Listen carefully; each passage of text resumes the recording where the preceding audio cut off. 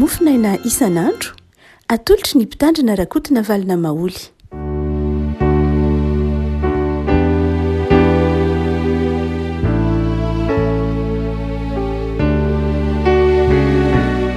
Mpifanena no iarabanantsika tratra ity Sabotsy fa 2020 ny volana Oktobra ity.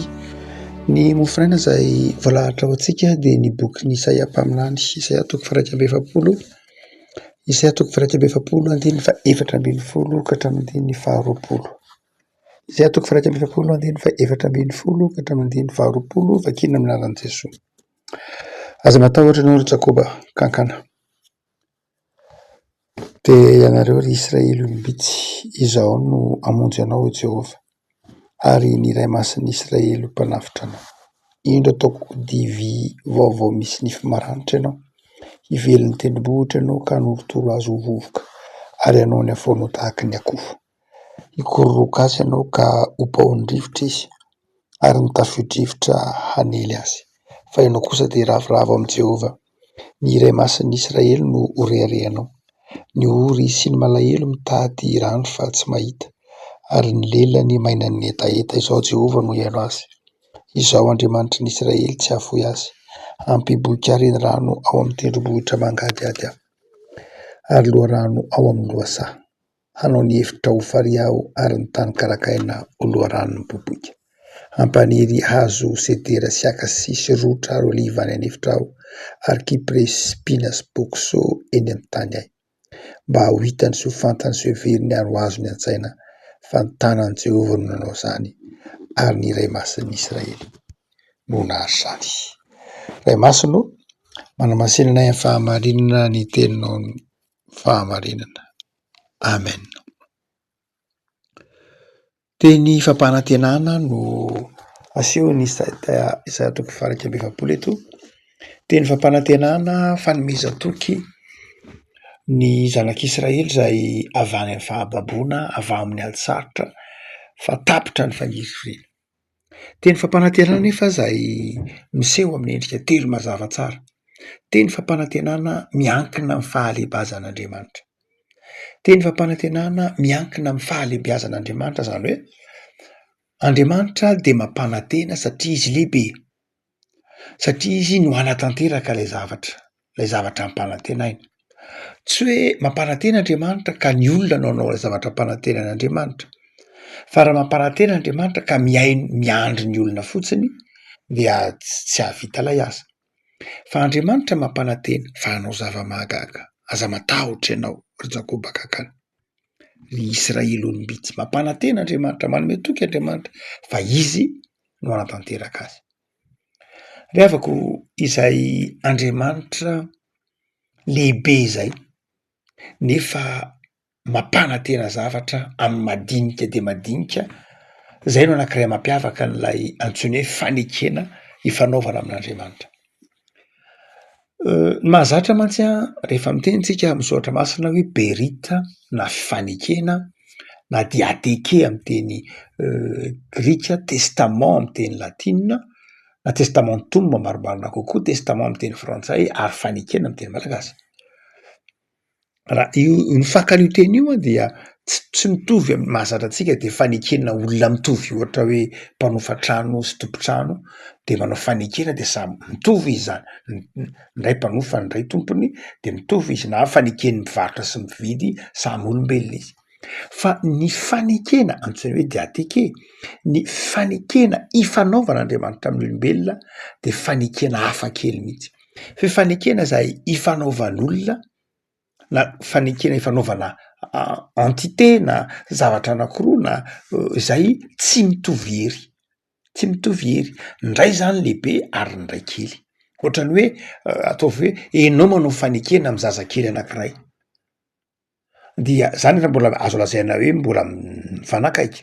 Fa Andriamanitra manao fanekena amin'ity olombelona, le olombelona sady mpanota, le olombelona temporel, mety maty, andairan'ny fotoana, andairan'ny fahantrana, le olombelona mety miova, le olombelona mety kivy, le olombelona manapetra.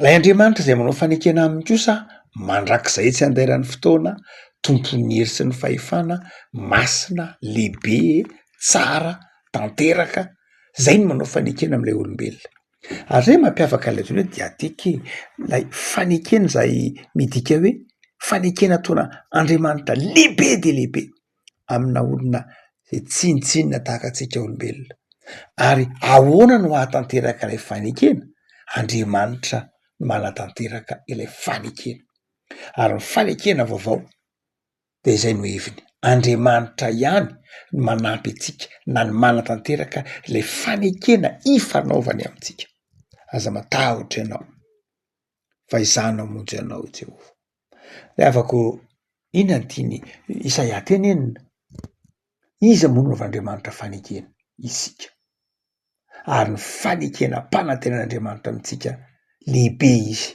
de izy no anatanteraka azy fa ny faharoa zay votoatana lay fanekena de zao tsy hoe lehibe ihany Andriamanitra ka izy no anatanteraka lay fanekena fa izao ny votoatan'ilay fanekena ifanaovan'Andriamanitra amintsika de izao fanekena mamaha ny olantsika fanekena mamaha ny olantsika Andriamanitra raha manao fanekena amintsika tsy mametraka olana eo anatrehantsika fa Andriamanitra mandrava ny olana eo amin'ny fiainantsika mahafinaritra ny filazan'ny Paoly ny hazo fijalian'i Kristy mandrava ny hefitry ny fisarahana mandrava ny vato misakana rehetra eo anatrehan'ny olona ka tsy androsoan'ny olona io hazo fijalian'i Kristy io zany dia fandravana zay rehetra vato misakana antsika tsy ahasambatra antsika ny hazo fijalian'i Kristy dia hazo fijaliana zay namany olana rehetra eo amin'ny fiainantsika ka tonga antsika olana mahatonga antsika tsy miona amin'Andriamanitra olana mahatonga antsika tsy mifandray amin'Andriamanitra olana mahatonga antsika tsy sambatra mihitsy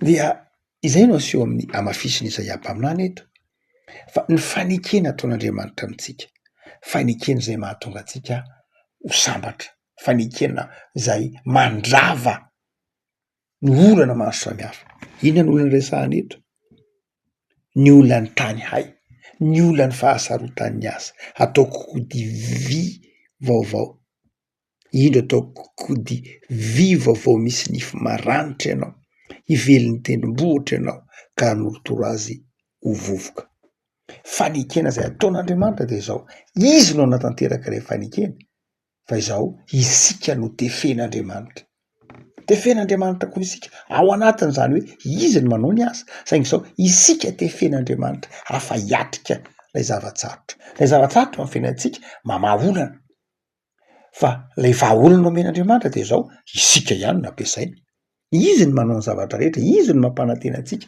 fa izao ataony kody vy maranitra zany hoe tefen'Andriamanitra mihitsy isika afa hiatrika an'ilay zavatsarotra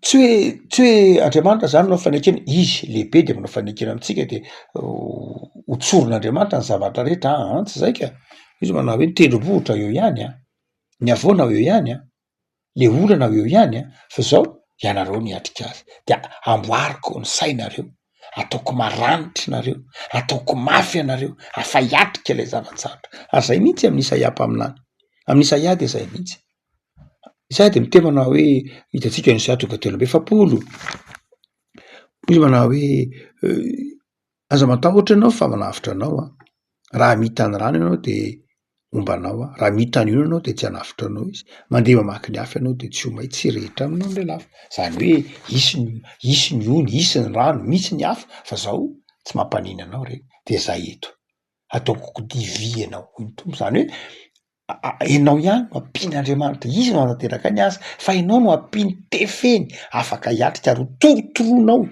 io olana io vato misakana io zay ny hazo fijalian'i Kristy ny hazo fijalian'i Kristy dia nampamafy orona antsika zay mahatonga Paoly angeny temana hoe za de tsy mba misy ataoko rehareha fa tsy tia hazo fijalian'i Kristy ty mihitsy satria hazo fijalian'i Kristy io nahatonga antsika ho toy ny kody vy vaovao misy nify maranitra hively ny tendrombohitra hanorotoro azy ho vovoka ny hazo fijalian'i Kristy izay namonjy antsika nampahery antsika de hoe Paoly manao hoe za ndray de mahay ny zavatra rehetra amin'le lalan'ilay tia Afaka malala teny fampanantenana omen'Andriamanitra, lehibe Andriamanitra ka izao hamonjy anao, hanefa ianao, hahatonga anao afa miatrika any olana vato misakana io.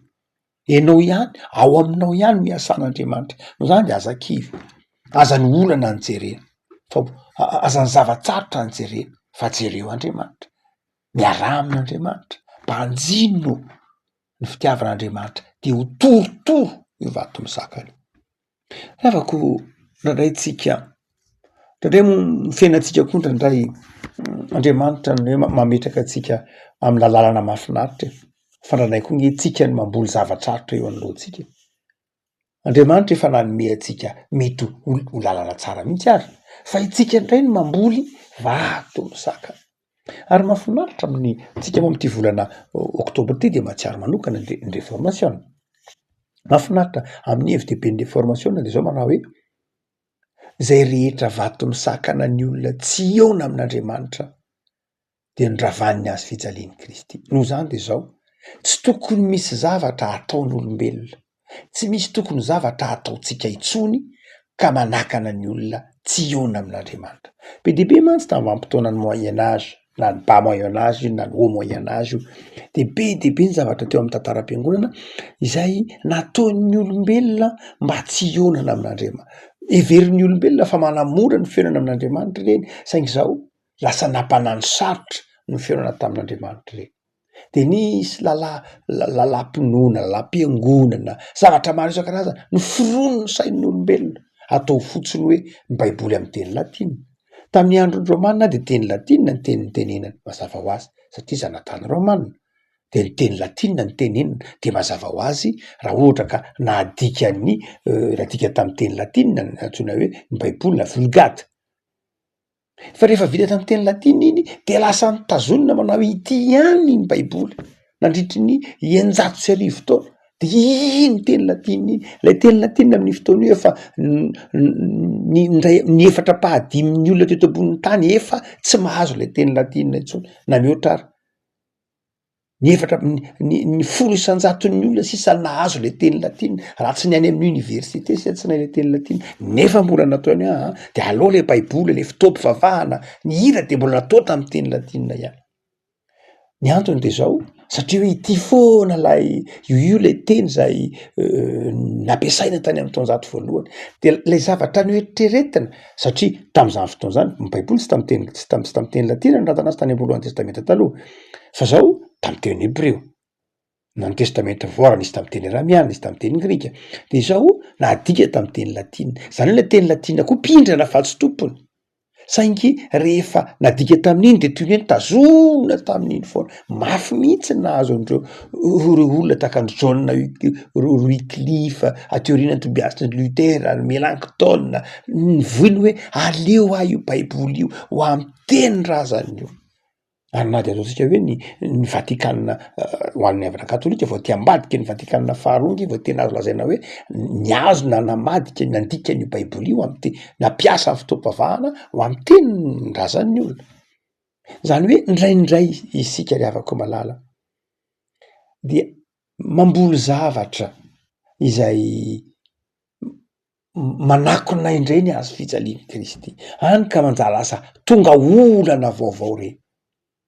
Ndraindray lasa misy zavatra volentsika eo amin'ny fiainantsika, na amin'ny ara-panahy io na amin'ny ara-tsaina io ndraindray zay olana forono saintsika na amin'ny lafiny ara-pinoana de zao ndraindray misy zavatra ataotsika manjary lasa manakona ny filazantsara ny Kristy, manakona n'lay azo fijaliana. Ny azo fijaliana efa nandrava zay rehetra vato misakana tsy eona amin'ny olona amin'Andriamanitra, fa ndraindray de zao itsika indray no mametraka vato misakana amin'ny toetratsika, amin'ny fombatsika, amin'ny fandaminana zay iverintsika hoe fandaminana, nefa fandaminana zay manakona ny filazantsara, manakona lasa vato misakana tsy ahafahan'ny olona miona amin'Andriamanitra. Zay nefa ny réforme. Ny réforme de zao manao hoe aoka mihitsy na inona aoka tsisy zavatra anakona ny olona amin'ny Kristy. Inona ny olana? Vola tsy tokony anakona ny olona zany, fantrana tsy tokony anakona ny olona zany, sarisary sampy azasiana zany sarisary zany, azasiana zany rehetrany ny fiangonana, tsoro ny zavatra rehetra fa oka ny azo fijaliany Kristy, oka Jesosy rery any no hitany io. Miavako izay toe-potsotra izay de asehony Isaia-Mpaminany eto manao hoe enao de vahaolana, ny mpino amin'ny fiainana de zao tsy olana, ny tenany mihitsy ny vahaolana. Mamperitreritra afaka manara ohatra ka hoe misy kristianina de olana amin'ny toerana rehetra izy, olana lasa izy ndray no karazana avoana ho potipotehina na ho torotoroana sanatry enao nge kodi vaovao, kodi vy vaovao ny firazan'ny Soratra Masina, enao no hanorotoro ny avoana, enao no hanorotoro ny vato misakana fa tsy enao ny vato misakana. Fa nandray misy afaka malala pino sanatry enganembajoisika, misy amin'ny toerana rehetra zay andahanana zao olana izy, lasa izy ndray zany lasa dadiavana kodi vaovao torotoroina, kodi vy vaovao torotoroina satria izy olana amin'ny toerana rehetra de zao olana izy, olana amin'ny fifandraisana amin'ny olona, mahita olana ampanaovina zavatra de zao tsy maintsy ny olana foana no hita aloha, anakinany zavatra de zao ny olana no apotra aloha. De tsy zany ny mpino de afaka malala, ny mpino tsy matahotra olana fa satria mafy be izy, tsy zay loatra fa satria ary izy marefo fa matoky ny herin'Andriamanitra, matoky fa lehibe Andriamanitra de izy no manampy anao, de ataon'Andriamanitra vahaolana ianao amin'ny toy ny kodi vy vaovao, ianao de vahaolana, ny mpino de zao vahaolana mandrava izay rehetra vato misakana amin'ny fiainan'ny hafa ka mahatonga ny hafa tsy mahita an' Jesosy. Farany ny avako malala otika manao hoe mamany olana rehetra mandavanandro ny olona nge izy, fa izao koa asehon'ny tompo fa mamany olana koa izy eo anivon'ny tontolo iainan'ny olona. Hoy ny tompo eto miteny manao hoe Andriamanitra zany io, za hoy ny tompo de zao ampiboboka renirano amin'ny tendrombohitra mangadiady ary loha rano amin'ny lohasa, hanao hevitra ho fary ary ny tany karakaina ho loharano miboboka. Tsika zao anatin'ny antsoina hoe fiovan'ny toetrandro, efa 20 taona lasa tany hoany, mihoatra kely aza no efa 20 taona efa mihoatra any amin'ny 20 taona manoano an-tany mihitsy no efa nampiomaniny zao tontolo zao Madagasikara, hoe nareo dia ao anatin'ny faritra zay hiaran'ny fiovaovan'ny toetrandro, fiovan'ny toetrandro io ary ianareo de zao handalo krizy ara-drano ao anatin'ilay faritra eto ambonin'ny tany zay hiarany zany, tsy fahampindrano zany nareo atsoatsy. 20 taona lasa zay tamin'ny fivorimbena ataon'ny Nations Unies tany Suède sy ny sisa rehetra dia efa namaritra ao anatiny nareo saingy indrisy moa fa nanao antso mandrakariva ny tompon'andraikitra ONG isan-karazany niezaka namatsy vola, niezaka fa zao nizahatra nitranga de zao varinitsika. Io tsy misy hoe iza na iza rakoto tsara ndry sa iza fa itsika malagasy mihitsy manomboka any amin'ny isa-tokantrano, alefa fotsiny lay robinet de mandeha, manomboka eny amin'ny arabe de ndray vaky ny teo an-drano de mandeha ny ao tokantrano de tahaka zany, eny ambanivohitra ary de rano madio de very mifarina anaty ranomasina sy ny sisa rehetra. Zany hoe nisy fanabeazana izay tokony natao fa tsy natao ary mbola tsy tara nefa zao mbola azo tomboka tsara zany. Eto de zao miresaka rano mantso ny tompo eto ary tsy ndray mandeha tsy indroa, verimberina mihitsy ny rano ao amin'ny boky ny Isaia-Mpaminany satria nahoana ny rano de aina. De zao ambaran'ny Isaia-Mpaminany ara fa Andriamanitra no mampiboboka rano, Andriamanitra no mahatonga ny hevitra hisy fary, ny orso malahelo mitady rano fa tsy mahita ary ny lelany mahay ny etaeta, izao Jehova ny haino azy. Afaka malala inona ny hevitra Isaia-Mpaminany? Ny hevitra Isaia-Mpaminany de zao lehibe Andriamanitra ka izao izy mihitsy no hiditra tsehatra amin'ny fanomezana sy fikarakarana ny rano zay ilain'ny mpanompony. Dika zany de zao tsy hoe tsy manao ninona akory sika fa izy Andriamanitra de manome toky fa rano velona. Jesosy ny teny manao hoe izy angelay Jesosy lay rano velona, Jesosy lay loharanonaina, Jesosy lay loharano velona miboiboika hoy Jaona toko 4. Fa zao io anefa tsy amin'ny lafiny ra-panahy ihany fa amin'ny lafiny fiainana andavanandro mihitsy koa. Mandalo korizina rano tsika amin'izao andro fantatsika saika ataoko hoe ny atsasaky ny vahoaka malagasy, ny atsasaky Madagasikara dia efa mandalo an'izany raha kely indrindra ny ray ampatelony dia mandalo an'izany fahasarotana amin'ny rano zany. Dia tsy tokony adoroantsika dia zao, tsy hoe voanome rano Andriamanitra fa teny efa nanome izy, teny efa nanome rano any Madagasikara izy, any malagasy izy. Fa izao tsy tena mahay mitantana tsika, de mbola manome toky ny tompo, mbola misy ny rano ao anatin'ny tany, mbola misy ny renirano mikoriana etsy sy eroa, de mampandray andraikitra ny tsirairay, ny mpino tsirairay, ny isan-tokantrano tsirairay, tsy ihany zatra tolorana fa miezaka mitandrina, miezaka mikolo, miezaka ataontsika hoe mitahiry reny rano reny mba tsy mamela azy reny ho very fotsiny. Raha masendra makany amina tanàna kely firenena anankiray ianao antsoina hoe Pays-Bas. Pays-Bas moa de zao, io firenena io zany de firenena hoe iva noho ny ranomasina ny tany ao aminy, faritra sasany ao aminy. Dia ny fanabeazana zay anankiray zay anabeazana ny olona any amin'ilay faritra, ny ankabeazana zany de beazana an-tsekoly mihitsy, ny ankabeazan'ny ankizy tena hoe raha vao mahita rano miboiboika ianao, sendra miboiboika de zao tonga de miantsoly lehibe, satria sao de sanatria hoe vaky ny digina tahak'izany ka dia raha vao mahita rano fotsiny ianao mipoitra ny anaty tany de zao tokony ho mailo ianao. De ny ankizy efa ho fanina am'zany vao mbola any amin'ny 5 taona, 1 taona de efa nofanina an'izany hoe sanatrika vaky io diga io de zao ny zavatra hitranga, de zao no atao voalohany.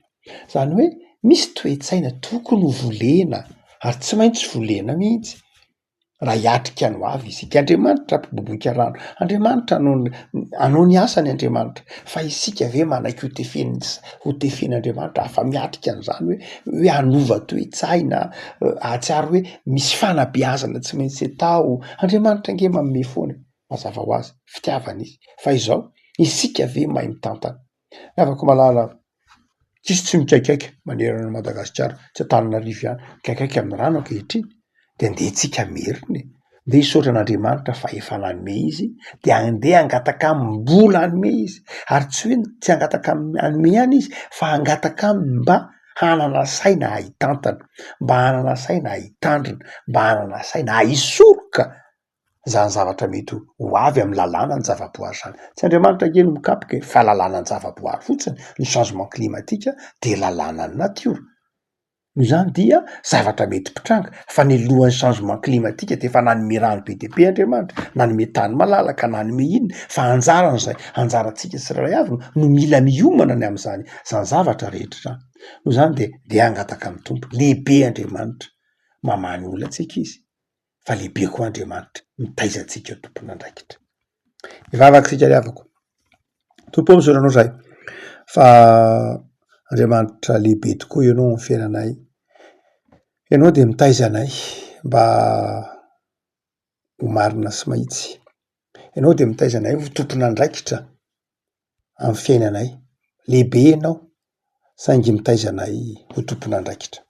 Misaotra tompo fa manefy anay ho vahaolana ianao, manefy anay koa nefa eritreritra no avy ao anatin'ny finoana miaraka aminao farana ny herinandro tompo. Misaotra noho amin'izay nomenao anay tamin'ity herinandro dila ity. Misaotra noho ny fitiavanao zay tovozina isanandro, de isaoranay anao koa ny fitahi-pahasoavana nataonao tamin'ny isam-batan'olona sy ny isan-tokantrano. Betsaka ny olana hitanay sy iainanay amin'ny andavanandro, ary tsapanay amin'ny alalan'izao soratra masinay izao. Mba ny metoky anefa ianao fa ho vahaolana izahay, tsy ny herinay natanjakainao ahafahanay miatrika ny zavatsarotra maro amin'ny fiainanay, fa ny herinao Andriamanitra. De meteza tompo hanamarina an'izao teny izao ataoviko divy vaovao zahay, hively ny tendrombohitra, mba ho vahaolana izahay, handresy ny vato misakana izay satria lehibe ianao miaraka aminay. De omeo anay koa Tompo, hitanao ny fahasahiranana amin'ny rano manerana ny Madagasikara amin'ny toerana maro ary tsy ahitana an'izany, ny toeram-pitsaboana, ny toeram-panabeazana, noho ny fiovaovan'ny toetrandro, noho ny fahasahiranana amin'ny tranga etsero. De vavak'izay Jesoa, me fahendrena hitantana, me fahendrena ny isa-tokantrano, me fahendrena ny isam-batan'olona, me fahendrena izahay mba hifampitsinjo, mba hitantana, ary mba ahatsiaro ny andraikitra tandrify anay tsiraray avy. De meteza Jesoa hiaraka aminay indray mamakivaky ty herinandro vaovao ty, sitranony marary, ampaherezo ny reraka, hanjaka ao amin'ny tsiraray ny fiadarana. Amen.